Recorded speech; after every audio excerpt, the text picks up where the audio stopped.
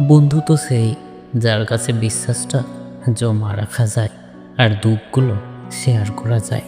ভাগ্যের উপর কারো হাত নেই, তবে কর্ম দ্বারা নিজের ভাগ্য পরিবর্তন করা যায়। সব জিনিসগুলো নতুন লাগলেও বন্ধুগুলো পুরনোই ভালো লাগে। একটু ভুল হলেই লোকে মুখ ফিরিয়ে নেয়, অথচ মায়ের সাথে কত ভুল করেছি, মা কিন্তু কখনো মুখ ফিরায়নি।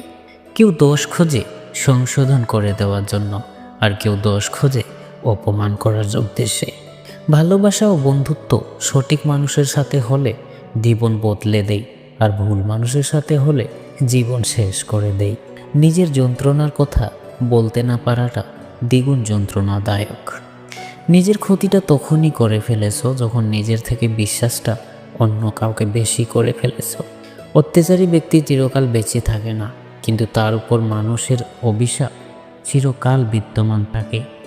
জীবনে কখনো নিজের গুণের অহংকার করবে না, কারণ পাথর যখন জ্বলে পড়ে তখন তার নিজের ওজনের জন্যই ডুবে যায়। খাবারে কাউকে বিষ ঢেলে দিলে তার চিকিৎসা করা সম্ভব, কিন্তু কানে কেউ বিষ ঢেলে দিলে তার চিকিৎসা সম্ভব না। যে মানুষটা একসময় বলতো টেনশন করো না, আমি তো আছি, একদিন সেই মানুষটাই বিশাল টেনশন দিয়ে চলে যায়।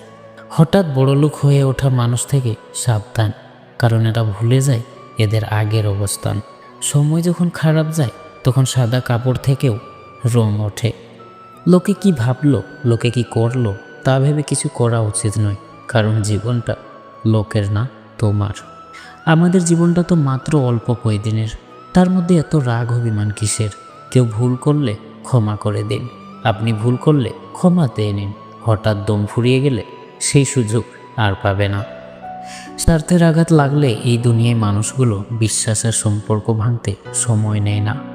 ভিডিওটি যদি ভালো লেগে থাকে তো নিশ্চয়ই একটা লাইক করে যাবেন, ভালো একটা কমেন্ট রেখে যাবেন, এন্ড সাবস্ক্রাইব করতে ভুলবেন না। দেখা হচ্ছে পরবর্তী ভিডিওর সাথে, তত সময় ভালো থাকবেন, সুস্থ থাকবেন।